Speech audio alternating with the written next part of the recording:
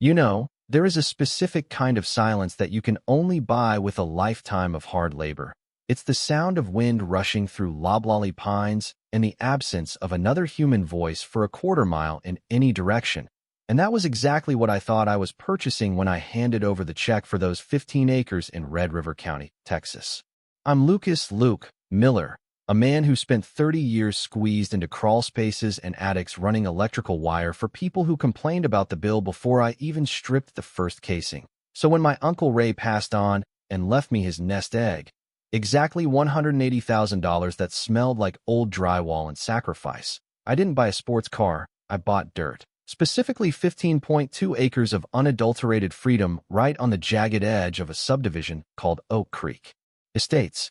The survey was clearer than a church bell on Sunday.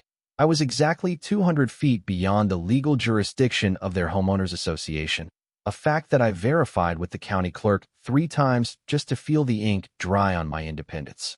But peace, as I quickly learned, is offensive to people who worship control, and my peace lasted exactly 48 hours before a white Mercedes G-Wagon with vanity plates reading Queen Bee crunched up my gravel driveway like it was invading Poland. Out stepped Patty Vance, a 59-year-old real estate agent with a smile that looked like it was surgically attached and eyes that were constantly appraising the net worth of everything they touched. She was the president of the Oak Creek HOA for 9 years running, a woman who carried a leather portfolio like a nuclear launch code and walked across my unpaved land in designer stilettos that cost more than my first truck. She didn't knock, she didn't wave. She just marched up to where I was drilling fence posts and announced, "Welcome to the family. Luke, I'm Patty, and you're going to just love following our community guidelines." And the way she said going to wasn't a prediction, it was a command. I wiped the sweat off my forehead, leaned against my post-hole digger, and gently explained that I wasn't in her club, that I had the survey map right there on the tailgate of my pickup proving I was outside her kingdom. But she just laughed, a hollow, tinny sound, and said, "Geography is just paperwork, sweetie. We'll fix that." And right then, as the cicadas buzzed in the heat, I felt the air pressure drop. Because I wasn't looking at a neighbor, I was looking at a predator who had just decided I was her next meal. The war started not with a bang, but with a slow, suffocating squeeze, beginning with what I call the siege of the driveway, where Patty weaponized the public street ordinance by parking her SUV exactly 3 inches from my driveway apron every single morning at 6 a.m., forcing me to drive onto my own grass just to get to the hardware store. When I asked her to move, she gave me that plastic smile and said, "Public roads are for everyone. Luke, maybe if you join the HOA, we could designate you a parking spot." Which was when I realized she wasn't just annoying. She was trying to break me psychologically, trying to make my life so inconvenient that I would sign her papers just to make the headache stop. She recruited her lieutenants, board members who parked in shifts, creating a blockade that lasted from dawn until the streetlights hummed to life, and they would stand out there on the asphalt, holding impromptu meetings, pointing at my workshop, talking loud enough for me to hear about eyesores and property values, treating my existence like a stain on their perfect suburban tapestry. But here is the thing about being an electrician for 3 decades. You learn that every system has a code, and if you look close enough, there is always a violation. So I spent my nights reading municipal parking ordinances until my eyes burned, and I found it. Red River County Ordinance 14B, requiring 4 feet of clearance from residential driveways. I didn't get mad. I got a tape measure and a camera with a timestamp feature, and I documented every single inch of their arrogance. Patty was 3 feet 2 inches. Her treasurer Arthur Pym was 2 feet 8 inches. And within 12 days, I had facilitated the delivery of 8 parking citations at $85 a pop, creating a symphony of justice where the only music was the sound of the parking enforcement officer's printer whirring. You would think that paying $680 in fines would make Patty back off, but you have to understand the mind of a tyrant. Humiliation doesn't teach them a lesson. It only fuels their rage, and instead of retreating, she escalated into criminal territory. It started with the neighborhood watch meetings, which were really just harassment seminars held directly in front of my gate, where my high-gain microphones picked up Patty telling her disciples, "We need to make him uncomfortable. We need to make him break." And they brainstormed ways to ruin me, from calling in noise complaints when I used a circular saw at noon on a Tuesday, to reporting my vegetable garden as an illegal commercial farm. But the real turning point, the moment this stopped being a feud and started being a felony case, was when she tried to frame me. I was up late reviewing the footage from my newly installed 4K perimeter cameras when I saw it. The silhouette of a woman creeping along my fence line at 2 a.m. carrying bolt cutters, moving toward my utility shed with the clear intent of liberating my patio furniture for her own use. My first instinct was to rack my shotgun and go out there, but 30 years of troubleshooting taught me that you don't fix a short circuit by yelling at the wire. You let the fault happen and document the damage. So I let her try, watching as she struggled with the lock until my neighbor Ben Harper's dog started barking and sent her scurrying into the darkness like a cockroach. The next morning, she filed a police report claiming I had threatened her, trying to flip the narrative. But when the officers arrived, I didn't argue. I just invited them inside for coffee and played the 4K footage of the HOA president attempting burglary in the middle of the night.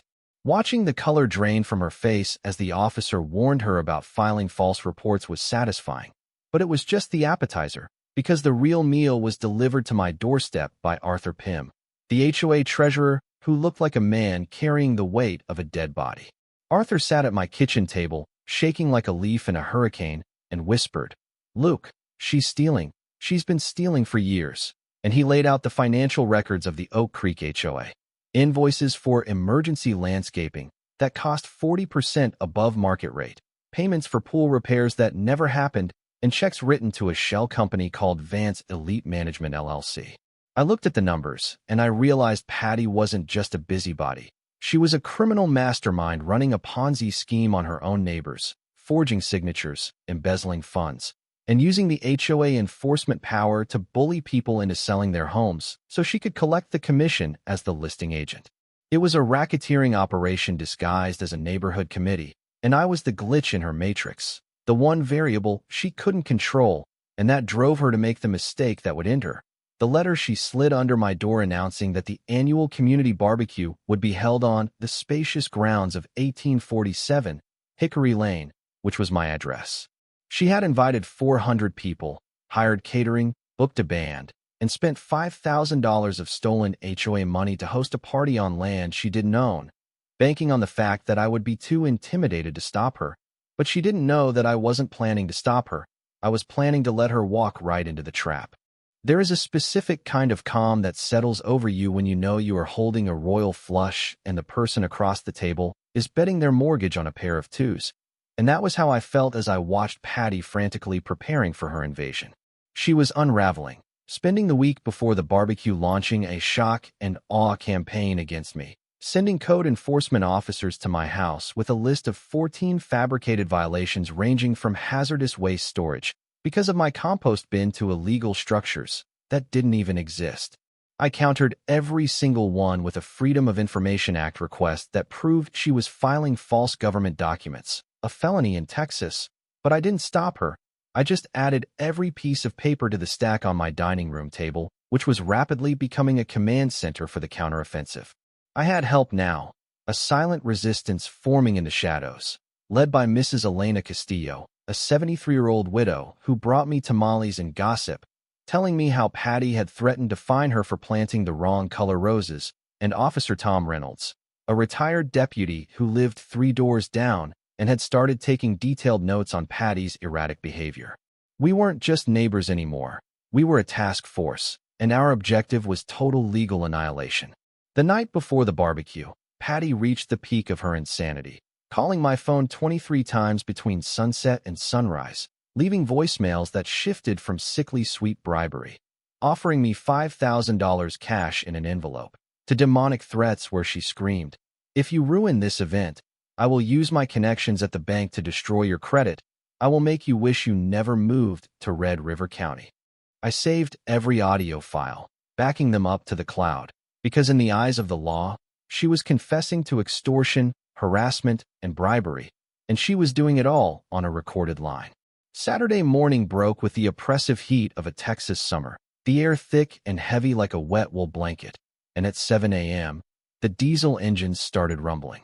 It began with the catering trucks, massive box trucks that idled at my gate, confused because the address on their contract was behind a locked electronic barrier. Then came Patty, arriving in her white SUV like General Patton, wearing a white pantsuit that was destined to be a casualty of the dust, marching up to my gate and banging on the keypad, screaming for me to stop being a child and open up. I watched her from my monitors, sipping coffee, feeling my heart rate stay steady as a rock while she melted down, calling the police herself, actually dialing 911 to report that I was holding community property hostage. When the patrol car pulled up, I walked out with my deed, my survey, and my title insurance, and I watched as the officer explained to Patty, slowly, as if speaking to a toddler, that she was attempting to trespass on private land, but she wouldn't listen. She launched into a tirade about the greater good and community cohesion, proving to everyone present that she had completely divorced herself from reality. And then, the buses arrived. 10 charter buses, behemoths of steel and glass, turned onto our narrow residential street, carrying 400 confused residents, elderly veterans, families with strollers. All of them promised a day of fun and now stuck in a traffic jam that stretched for 6 blocks.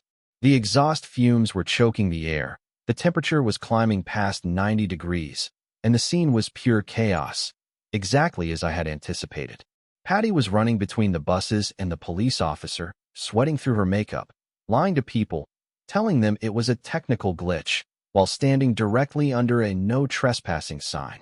It was 11:45 a.m., the sun was high and cruel, and the tension was so thick you could cut it with a knife, putting everyone on edge, and that's when I decided it was time to play the card I had been holding up my sleeve for months. I picked up my gate remote, walked out onto the driveway, and stood there until the crowd quieted down, for 100 pairs of eyes looking at the man they had been told was a monster. "Folks," I said, my voice projecting clearly without a megaphone, "I know you were promised a barbecue, and I know you're hot and tired. The truth is, this is private property, and Patty Vance has no right to be here." There was a murmur of anger, not at her, but at the situation, but I raised a hand. "But I'm not going to punish you for her lies. So, I'm inviting you in. All of you. The caterers, the band, the neighbors. Come on in." I pressed the button, and the heavy steel gates swung open with a mechanical hum that sounded like the gates of heaven opening. The relief in the crowd was palpable, a physical wave of gratitude as the buses roared onto my pasture. The caterers rushed to set up under the shade of my oak trees, and Patty looked at me with a smirk of absolute triumph, her eyes saying, "I beat you. I forced your hand. I won." She spent the next 30 minutes strutting around my land like she owned the deed, directing the placement of the tables, criticizing the band, giving interviews to a local news crew that Mrs. Castillo's daughter worked for, bragging about how she handled the difficult neighbor and secured the venue through strong leadership.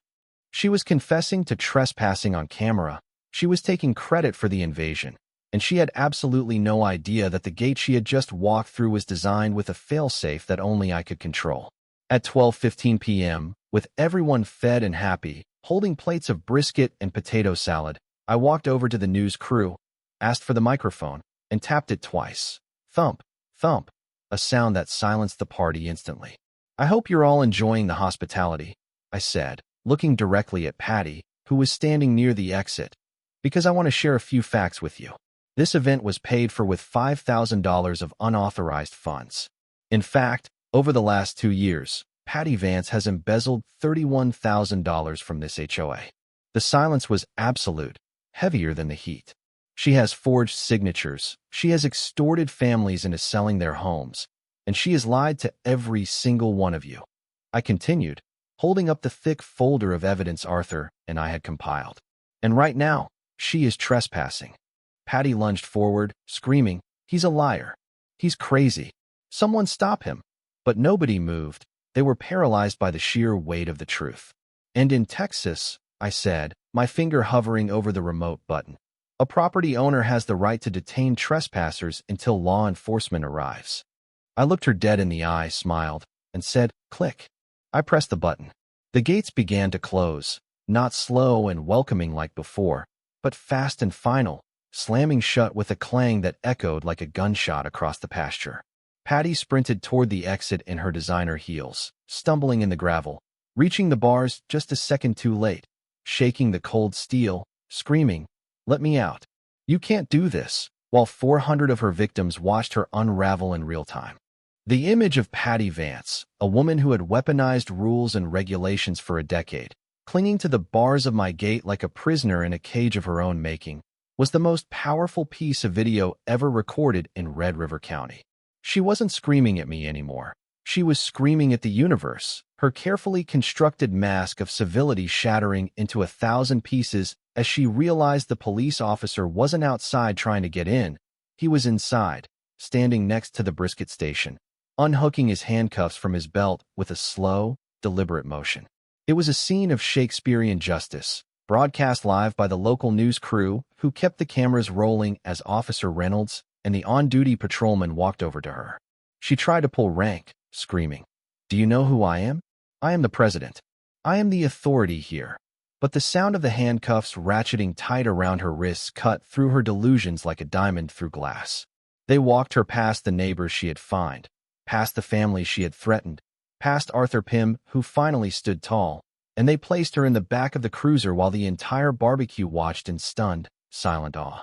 The fallout was immediate and catastrophic for her. Within 48 hours, the district attorney, who had received my packet of digital evidence, including the extortion voicemails and the forensic accounting audit, filed felony charges for embezzlement, fraud, criminal trespassing, and terroristic threats. Her real estate license was suspended by the state board before she even made bail, and the Oak Creek HOA board held an emergency meeting in my driveway where they voted unanimously to remove her from office and strip her of all powers. But the civil lawsuit was where the real poetry happened, because Texas law allows for triple damages in cases of theft and fraud, which meant the $95,000 she owed in restitution wasn't just a debt, it was a life sentence of poverty. She took a plea deal to avoid a decade in prison, accepting 18 months of probation, full restitution, and a permanent restraining order that legally prevented her from coming within 500 feet of me or any board member, effectively forcing her to move out of the neighborhood she had terrorized. However, the real ending of this story isn't about her destruction. It's about what grew in the empty space she left behind. Arthur Pym took over as president on a platform of radical transparency, mandating that every dime spent had to be posted online for residents to see. And Mrs. Castillo started organizing actual community events that didn't involve mandatory attendance or intimidation. I donated my portion of the civil settlement to start a legal defense fund for people being bullied by their HOAs, and my 15 acres, once a fortress of solitude, became a gathering place for the people Patty had tried to isolate. Ben Harper's kid, Tommy, comes over on Thursdays to learn how to fix small engines in my workshop, and once a month, we host a real barbecue, one where nobody is forced to attend, but everyone shows up anyway because the food tastes better when it isn't seasoned with fear.